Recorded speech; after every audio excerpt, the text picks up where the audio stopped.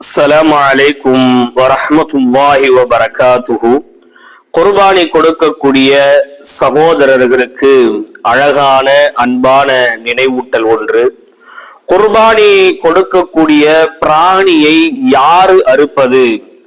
ஆலிம்சா வந்துதான் அறுக்கணுமா, அல்லது வீட்டுல இருக்கக்கூடிய பெரியவர்கள் அறுக்கணுமா, அல்லது யாருடைய பணத்தால் குர்பானி கொடுக்கப்படுகிறதோ அவர்தான் அறுக்க வேண்டுமா என்று கேட்டால், நிச்சயமாக யார் குர்பானி கொடுக்கின்றாரோ அவர்தான் அந்த பிராணியை பிஸ்மி சொல்லி தக்பீர் சொல்லி தன்னுடைய கையால் அறுத்து பலியிட வேண்டும். ஏனென்றால் அனஸ் ரலியல்லாஹு தஆலா அன்ஹு அவர்கள் சொல்லக்கூடிய செய்தி முஸ்லிம் என்கின்ற நபிமொழி தொகுப்பிலே பதிவு செய்யப்படுகிறது.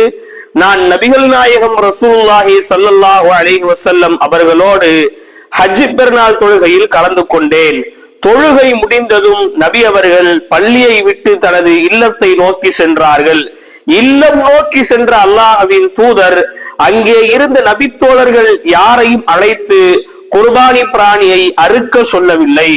தன்னுடைய கையிலே கத்தியை எடுத்து தானாகவே அந்த குர்பானி பிராணியை பிடித்து தன்னுடைய கையால் பிஸ்மில்லாஹி அல்லாஹு அக்பர் என்று அல்லாஹ்வின் தூதர் அவர்கள் அறுத்து பலியிட்டார்கள் என்று அனஸ் ரலியல்லாஹு தஆலா அன்ஹு அவர்கள் சொல்லி காமிக்கின்றார்கள். எனவே குர்பானி கொடுக்கக்கூடிய நாம் அந்த பிராணியை நாமத்தான் அறுக்க வேண்டும். ஏனென்றால் பெருமானார் ஸல்லல்லாஹு அலைஹி வஸல்லம் அவர்கள் சொன்னார்கள், எந்த ஒரு மனிதர் அல்லாஹ்விற்காக ஒரு பிராணியை அறுத்து பலியிடுகின்றாரோ, குர்பானி கொடுக்கின்றாரோ, அவர் அறுக்கக்கூடிய சமயத்தில் அந்த பிராணியினுடைய கழுத்தில் இருந்து ஒரு சொட்டு இரத்தம் இந்த பூமியில் படுவதற்கு முன்னால் அவருடைய அனைத்து பாவங்களையும் அல்லாஹ் மன்னித்து விடுகின்றான் என்று சொல்லி காமித்தார்கள்.